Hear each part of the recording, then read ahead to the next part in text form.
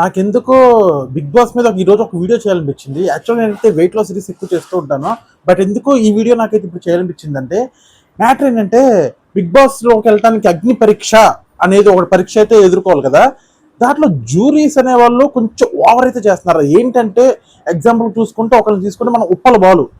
యాక్చువల్‌గా మనందరికీ తెలుసు ఉప్పల బాలు వీడియోస్ అనేది కొంచెం వల్గారిటీగా ఉంటాయి అని. తర్వాత ఆయన కొన్ని ఇంటర్వ్యూస్ చెప్పారు. మా అన్న ఆటో డ్రైవరు, మాకు తినడానికి ఆహారం లేదు, నేను ఏదో ఒకటి చెయ్యాలి, ఏదో చేయకపోతే నాకు డబ్బులు రావు, సో ఇలాంటి పరిస్థితుల్లో నేను చేయక తప్పలేదు, నేను ట్రాన్స్జెండర్ని కాను అని ఆల్రెడీ చెప్పేశాడు తను. కాకపోతే ఇక్కడ డైరెక్ట్ బిందు మాధవి నువ్వు ట్రాన్స్జెండరా అని డైరెక్ట్గా ఎలా అడుగుతారండి అసలు?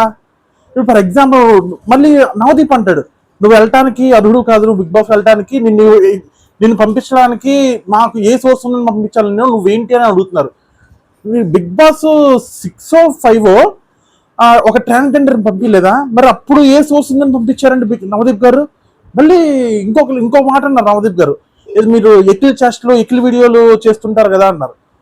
ఒక విషయం అడుగుతాను, తను ఆల్రెడీ చెప్పాడు, నేను అలా ఎక్కిల్ వీడియోలు చేయడం కరెక్టే, కాకపోతే ఇప్పుడు నేను చెయ్యట్లేదు, బట్ ఎక్కిల్ వీడియోలు చేయడం తప్పే, అది కరెక్ట్ కాదు, కాకపోతే నాకున్న ఆర్థిక పరిస్థితుల వల్ల నేను చేయక తప్పలేదు నాకు. సో ఇలా ఆయన క్లారిటీ ఇచ్చుకున్నారు.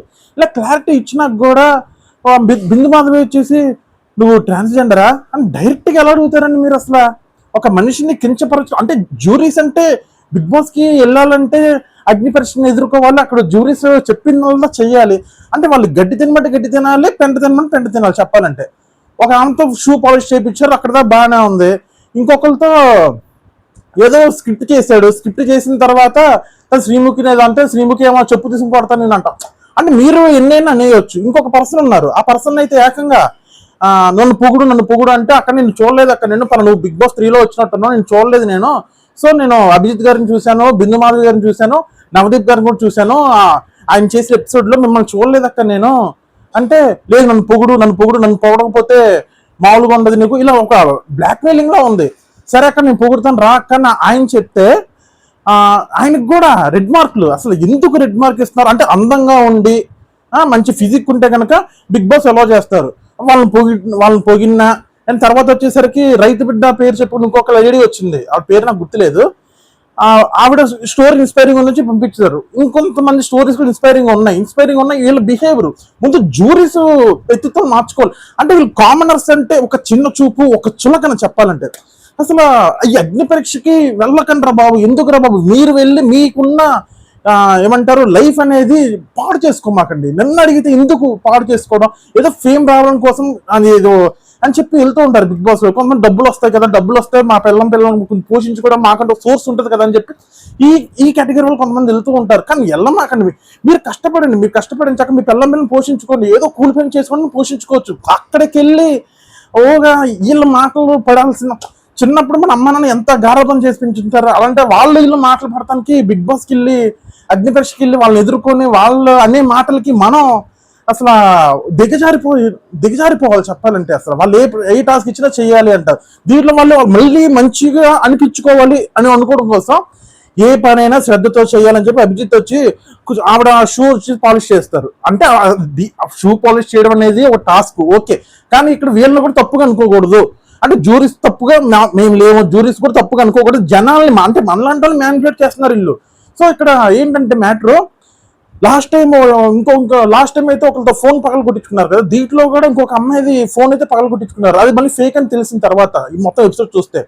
సో నేను చెప్పే ఒపీనియన్ ఏంటంటే, బిగ్ బాస్ కి వెళ్ళండి, నేను వెళ్ళొద్దని చెప్పట్లేదు, అగ్ని పరీక్షకి ఎదుర్కోండి, కానీ కాకపోతే జ్యూరీస్ మాట అనేది వాళ్ళకి మీరు ఎన్కౌంటర్ లాగా మాట్లాడాలి, వాళ్ళకి పనిచేస్తే మీరు పనిచేసేలా మాట్లాడాలి. అంతేగాని వాళ్ళు చెప్పిందల్లా చేసేయాలి, వాళ్ళు భిక్షందేహి అన్నట్టుంది మనం చేసేది.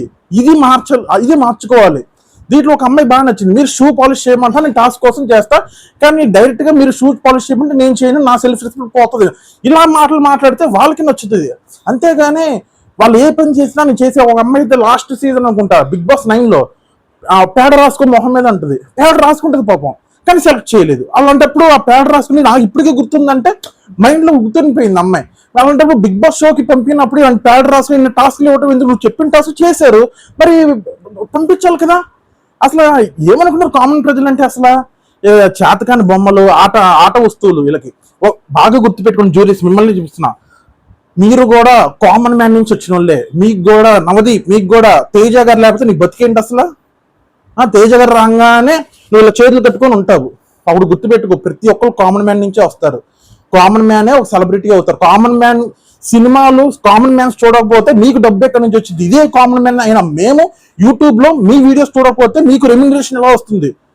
స్టార్ మా వాళ్ళు వీడియో రిలీజ్ చేస్తారు, మేము చూస్తేనే కదా యూట్యూబ్ లో మీకు డబ్బులు వచ్చేది. మేము చూస్తేనే కదా మీకు జడ్జెస్ గా బోగల్ లేదు. మీకు ఒక రకం చెప్పాలంటే మేము మీకు శాలరీలు ఇచ్చేవాళ్ళం, మా డేటా ఖర్చు అయ్యి మేము చూసినందుకు మేము మీకు శాలరీలు ఇచ్చేవాళ్ళం. అలాంటి మీకు మా మీద ఎంత రెస్పెక్ట్ ఉండారు, అలాంటి రెస్పెక్ట్ లేదు. చిల్ ఏది పడితే మాట్లాడద్దు, ఏదైతే చెల్లొద్దు, ఈ రకంగా అయితే మాట్లాడతారు. సో ఈ పద్ధతి అయితే మార్చుకోవాలన్నమాట. సో నెక్స్ట్ ఇంకో సంవత్సరం అగ్ని పరీక్ష ఉంటుంది, యథావిధ మామూలు. ఇది కనుక అగ్ని పరీక్ష అనేది మాక్సిమం అందరితో మంచిగా, బ్రో ఇది నీ మెంటాలిటీకి బిగ్ బాస్ సెట్ కాదు బ్రో, కొంచెం ఏమనుకో మాట్లాడి ఈ టైప్ ఆఫ్ మాట్లాడితే మాత్రం ఎవరు కూడా ఫీల్ అవరు. ఎలా ఉంటుందంటే ఏం చేయమంటావు ఇప్పుడు అన్నట్టు మాట్లాడుతుంది. ఇలా మాట్లాడితే ఏమవుతుంది, అరే అనవసరంగా బిగ్ బాస్ జర్నీలోకి వెళ్ళానా, అనవసరంగా అగ్ని పరీక్ష వాళ్ళ మాటలు అనిపించుకున్నాను, ఇలా మనం బాధపడుతూ ఉండాల్సింది, తప్పదు. ఇక్కడ నేను చెప్పే పాయింట్ ఏంటంటే, మీరు అగ్ని పరీక్షకి వెళ్ళాలనుకుంటే మీరు అగ్ని పరీక్షకి వెళ్ళండి, కానీ వాళ్ళు చేసే టాస్క్లు కొన్ని ఏదైతే ఉన్నాయో ఇది నేను టాస్క్ పరంగా చేస్తాను, కాకపోతే ఇది మీరు పర్సనల్ గా చేయమంటే మాత్రం నేను చేయను. అంతేగాని ఆ ఫోన్ పగల కొట్టాలు, వాళ్ళ దగ్గర ఎలా ఉందంటే ఈఫ్ టీజింగ్ చేసినట్టు ఉండాలని. సో ఫైనల్ గా నేను చెప్పొచ్చేది ఏంటంటే, మీరు అగ్ని పరీక్షకి వెళ్తున్నారు, అన్ని చేస్తున్నారు, బట్ మీ ఫేమ్ అనేది పోగొట్టుకోవద్దు. మీ స్టాండ్స్ మీద మీరు నిలబడండి, అదొకటే నేను కోరుకునేది. సో ఇదే నేను చెప్పేది. సో ఇప్పుడు దాకా వీడియో చూస్తే కనుక ప్లీజ్ లైక్ చేయండి, షేర్ చేయండి, సబ్స్క్రైబ్ చేయండి, ఓకేనా?